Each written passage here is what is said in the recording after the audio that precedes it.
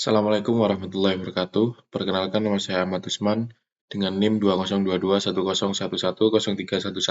2022101113111611 dari kelas Penologi atau Viktimologi kelas F yang diampu oleh Pak Yaris. Di sini saya akan membuat video terkait tugas ujian akhir semester, yaitu tentang lembaga pemasyarakatan. Yang pertama, lembaga pemasyarakatan merupakan salah satu subsistem terakhir yang ada di lembaga peradilan pidana dan memiliki fungsi utama, yakni sebagai tempat eksekusi atau pelaksanaan pidana bagi narapidana yang akan menjalankan masa hukuman atau penjara atas dasar putusan hakim.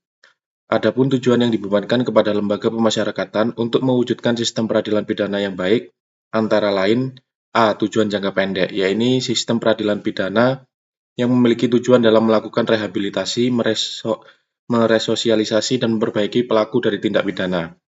B. Tujuan jangka menengah, yakni tujuan yang dilakukan sebagaimana dijelaskan dalam fungsi dari peradilan hukum pidana dan fungsi khusus hukum pidana, yaitu menciptakan ketertiban umum dan mengendalikan kejahatan hingga titik yang paling terendah. C. Tujuan jangka panjang, yakni sistem peradilan pidana yang memiliki tujuan dalam menciptakan kesejahteraan sosial di dalam kehidupan masyarakat. Hingga saat ini, pengertian dari pemasyarakatan sendiri masih memiliki banyak perselisihan dalam menentukan pemahaman mengenai pemasyarakatan.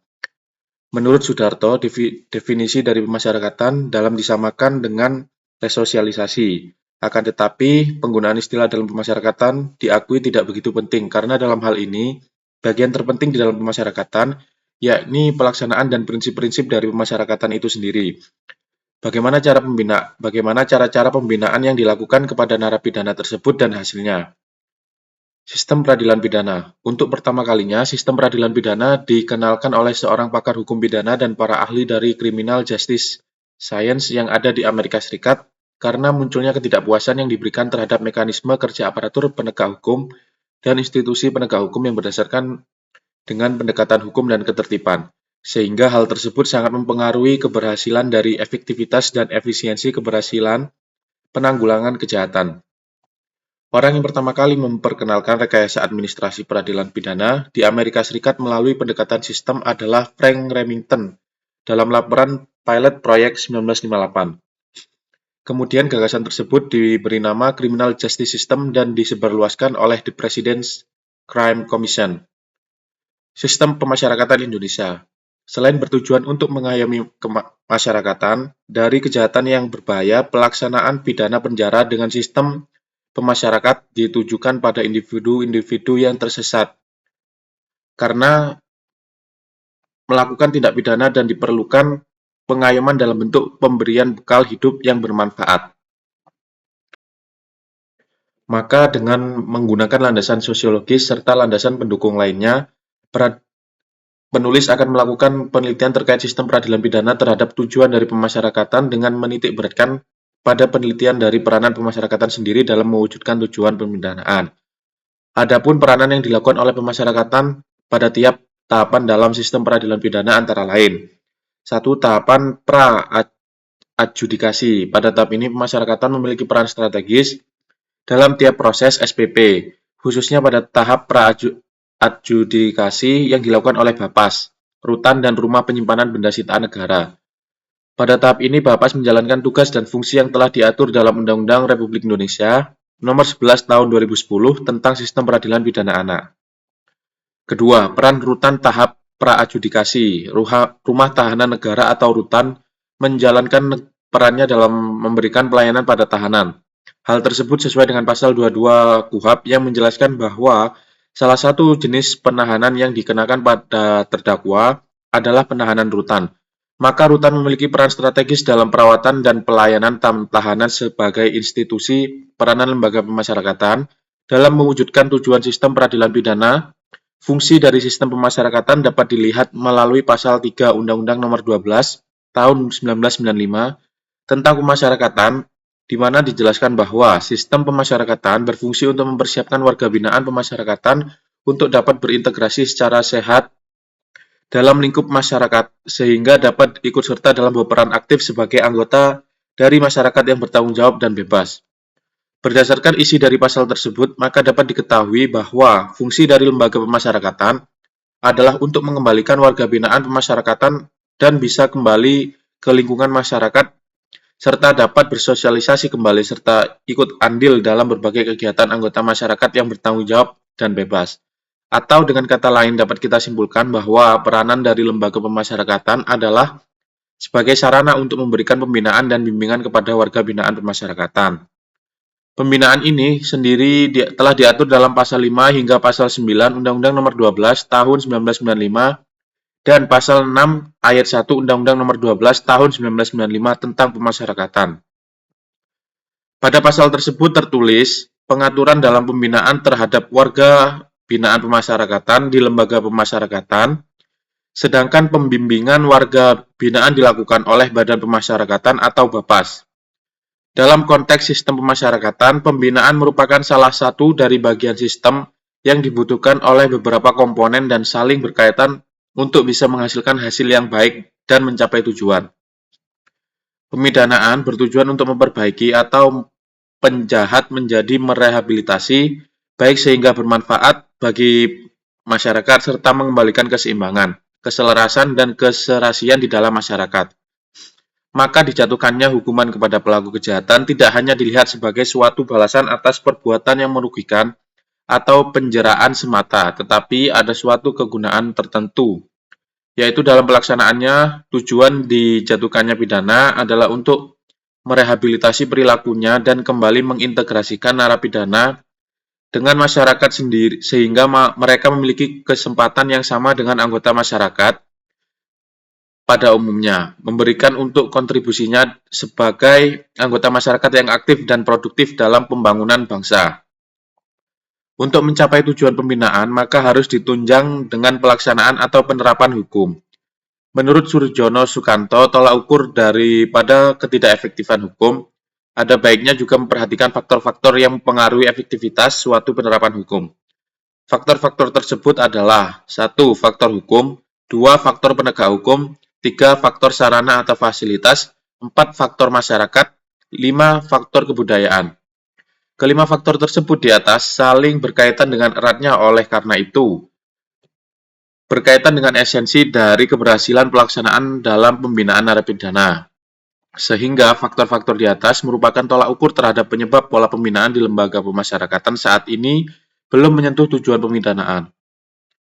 Hubungan sistem pemasyarakatan dengan tujuan pemidanaan dalam perspektif KUHP nasional, pembaharuan hukum pidana nasional melalui pengesahan Undang-Undang Nomor 1 Tahun 2023 tentang Kitab Undang-Undang Hukum Pidana merupakan tonggak penting dalam perjalanan hukum Indonesia.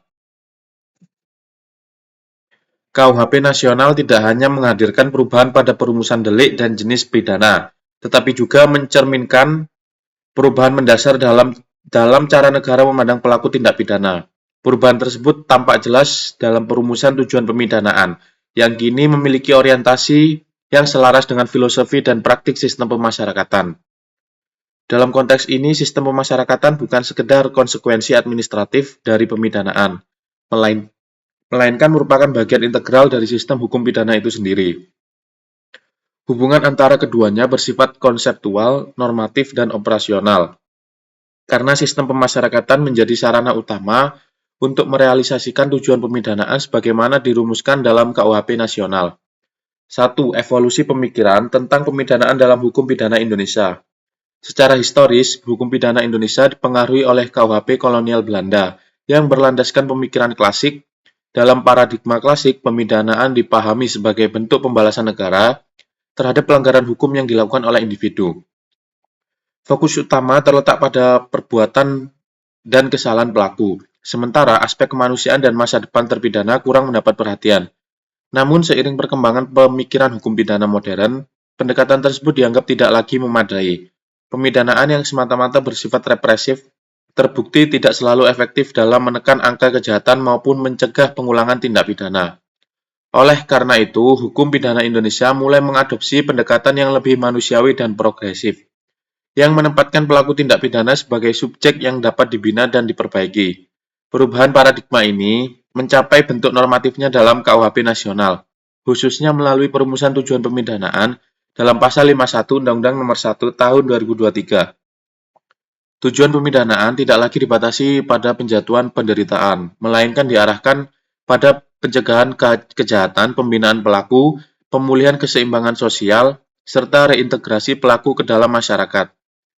Tujuan pemidanaan dalam KUHP nasional sebagai landasan filosofis.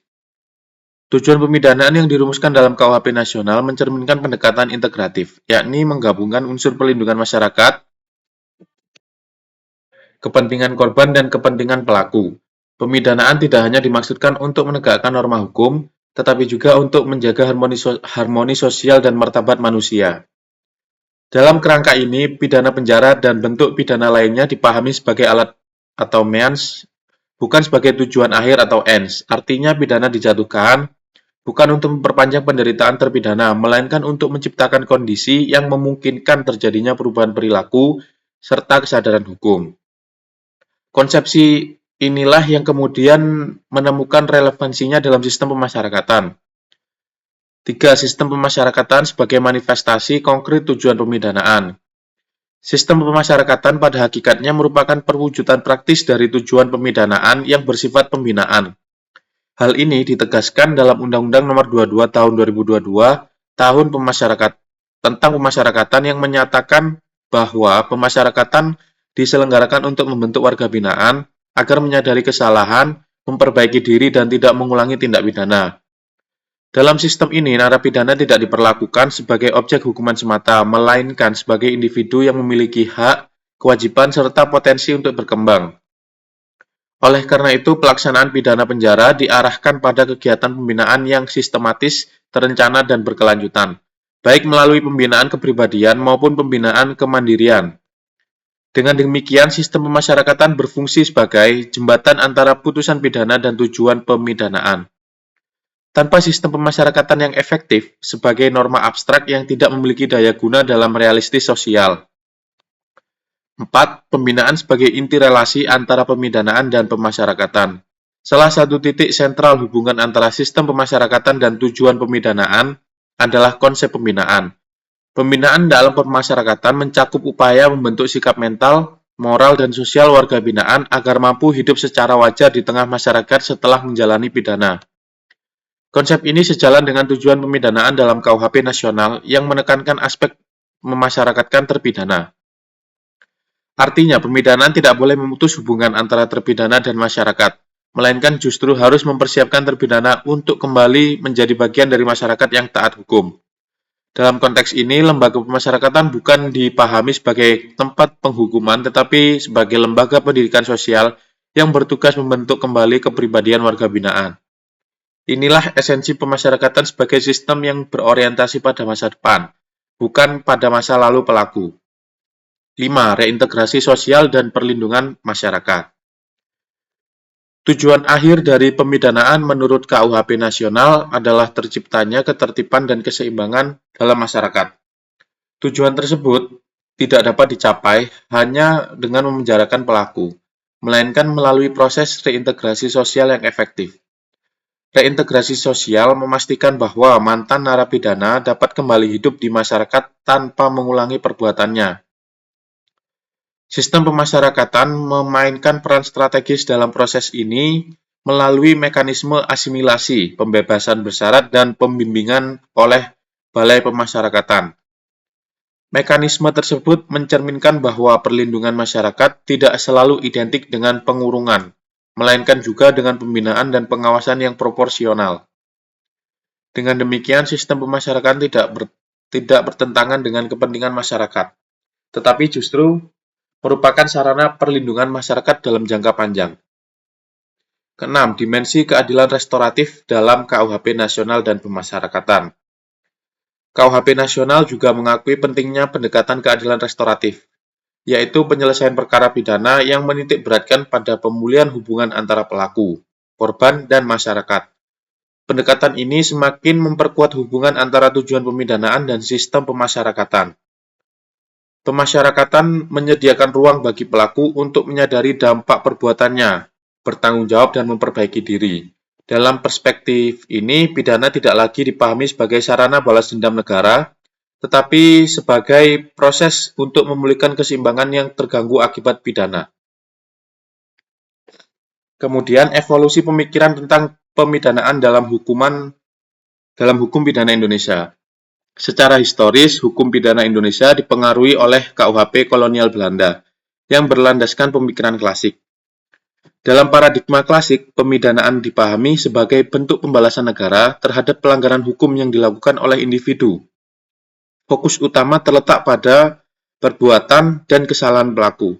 Sementara aspek kemanusiaan dan masa depan terpidana kurang mendapat perhatian.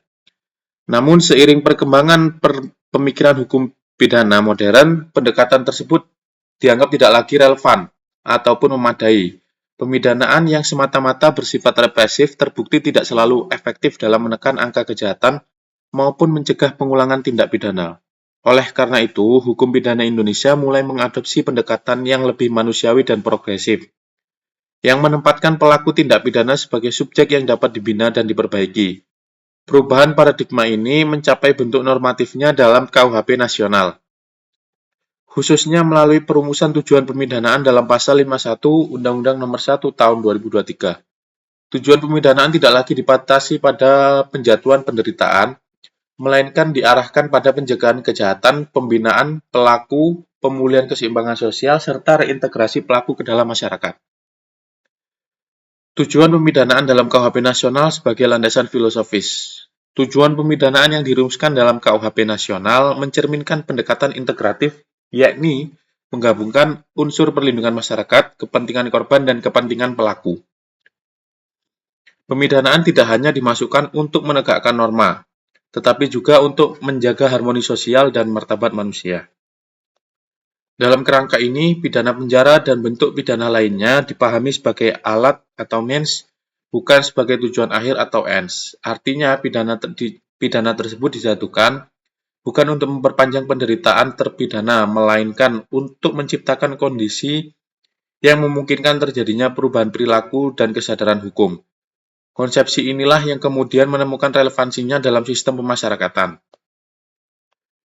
Sistem pemasyarakatan sebagai manifestasi konkret tujuan pemidanaan. Sistem pemasyarakatan pada hakikatnya merupakan perwujudan praktis dari tujuan pemidanaan yang bersifat pembinaan. Hal ini ditegaskan dalam Undang-Undang Nomor 22 Tahun 2022 tentang pemasyarakatan yang menyatakan bahwa pemasyarakatan diselenggarakan untuk membentuk warga binaan agar menyadari kesalahan dan memperbaiki diri serta tidak mengulangi tindak pidana. Dalam sistem ini, narapidana tidak diperlakukan sebagai objek hukuman semata, melainkan sebagai individu yang memiliki hak kewajiban serta potensi untuk berkembang.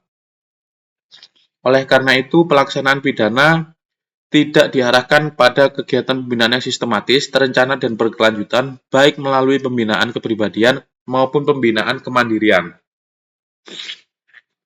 Dengan demikian, sistem pemasyarakatan berfungsi sebagai jembatan antara putusan pidana dan tujuan pemidanaan. Tanpa sistem pemasyarakatan yang efektif, tujuan pemidanaan dalam KUHP nasional akan berhenti sebagai norma abstrak yang tidak memiliki daya guna dalam realitas sosial. Pembinaan sebagai inti relasi antara pemidanaan dan pemasyarakatan. Salah satu titik sentral hubungan antara sistem pemasyarakatan dan tujuan pemidanaan adalah konsep pembinaan.